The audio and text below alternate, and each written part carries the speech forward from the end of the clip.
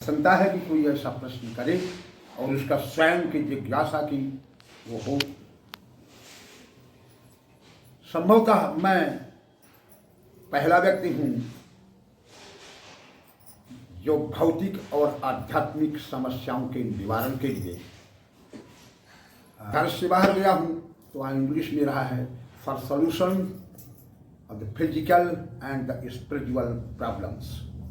भारत में अगर हुआ है तो हिंदी में लिखा गया है कि भौतिक एवं आध्यात्मिक समस्याओं के निवारण के लिए, कि भौतिक को मुझसे गुजरात, दिल्ली और प्रेमपुरी आश्रम बम्बई जैसे बड़े कुछ आधुनिक बुद्धिजीवी लोगों ने इस बात को प्रश्न किया कि महाराज जी सभी लोग तो आध्यात्मिक प्रश्नों का उत्तर देते हैं, भौतिक ही क्यों? तो हमने कहा कि यही कारण है कि भारत में रोज भागवत हो रहा है और आज तक एक भी गांठ फटी नहीं। 7 गांठ के बांस में एक भी गांठ फटी नहीं।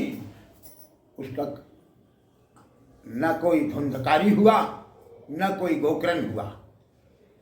उसका कारण यही रहा, कोई धुंधकारी था न कोई गोकर्ण था, और न तो वहां सुखदेव था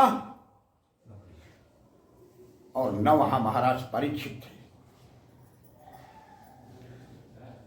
वो एक नाटक है तुम्हारे रिक्रिएशन के लिए, एक मनोरंजन के लिए, इससे ज्यादा अधिक कुछ नहीं है। वो एक इसी तरीके से तमाम इस धर्म का व्यवसायीकरण किया गया है। मैं नहीं कहता हूं व्यवसायीकरण है भारत में, और अगर मेरी बातें लोग सुनेंगे तो मुझ पर कटाक्ष अंगुली जरूर उठाएंगे,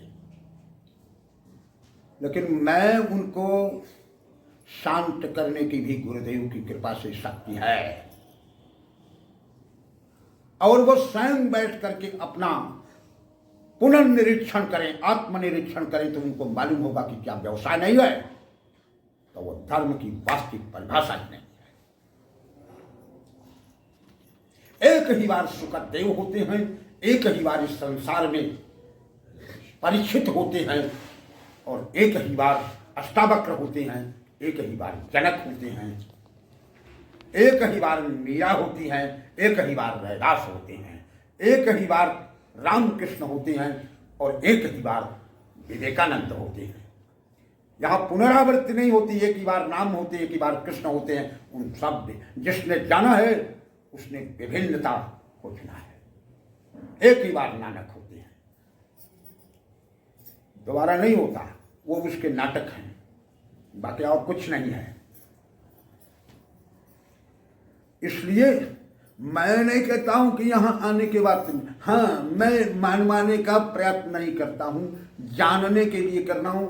मैंने ये है, आप अनुभव तुम्हारा क्या होगा वो तुम जानो, मैं नहीं जानता। मैं तो ये कह रहा हूं कि ये भी आग्रह नहीं है कि मेरी बात को मान लो। मेरे अनुयायी तो कभी भूल करके बनना ही नहीं तो पूरी जलेबी खा करके बाराती बन करके लौट जाओगे। यह अध्यात्म की दिशा हो गई।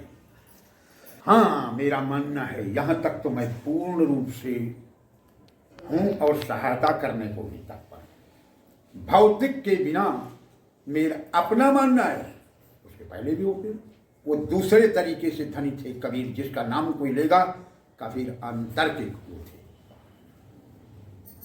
बाहरी के लिए नहीं। लेकिन कौन कहता है कि वो पंडित कहता है कि दरिद्र थे सुदामा, और मैं कहता हूं कि कोई पंडित कहता है कि दरिद्र थे।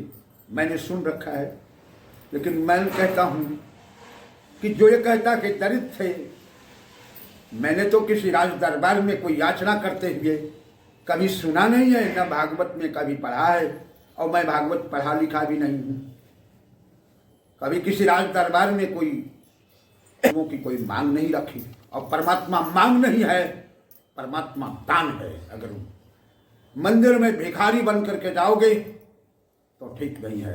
इसीलिए फूल चढ़ाया जाता है तो कली नहीं खिला हुआ चाहे, क्योंकि तुम प्रसन्नता के साथ जाओ, अहोभाव से जाओ, अधोभाव से जाते हो तो ठीक नहीं है। अब तुम पर निर्भर करता है कि अहोभाव व्यक्त करते हो या अधोभाव व्यक्त करते हो। तो भौतिक उन्नत तो जरूरी है, अतिरेक पहले ही कह चुका हूं कि अतिरेक भोग ही योग में लेके जाता है। भूखे भजन न होई गोपाला, मैंने सुन रखा है, ये लो अपनी कंठी माला।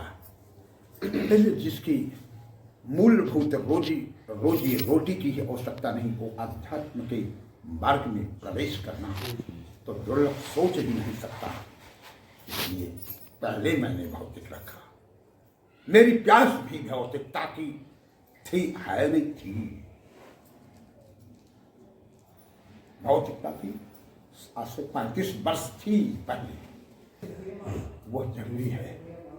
और यदि मेरे पास मैं वो मार्ग बता सकता हूं कि जिससे तुम्हारा भौतिक जीवन संपन्नता की ओर बढ़ सके, इसका भाई भावी में सकैन त्रिपुरारी, मैंने ये चौपाई भी सुन रखा है, लेकिन ये तो सुनी सुनी बातें हैं, लेकिन मेरे अनुभव की भी कुछ है, अनुभव में जो आया है।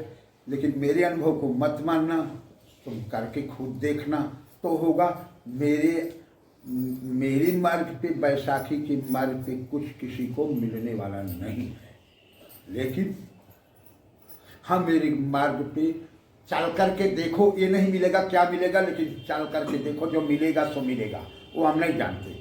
अब किसको मिला किसको नहीं, वो तुम पर निर्भर करता है, तुम्हारी मनोदशा पर निर्भर करता है, तुम्हारी श्रद्धा पर निर्भर करता है, तुम्हारी आस्था पर निर्भर करता है, और ये तुम पर निर्भर करता है। मैं तो मार्ग की ओर तुम्हें अग्रसर कराने का प्रयास कर रहा हूँ, ये नहीं कह रहा हूँ कि उसका परिणाम क्या होगा क्या नहीं। परिणाम की बात तो पूछना ही बेईमानी है। बस इन्हीं शब्दों के साथ मैं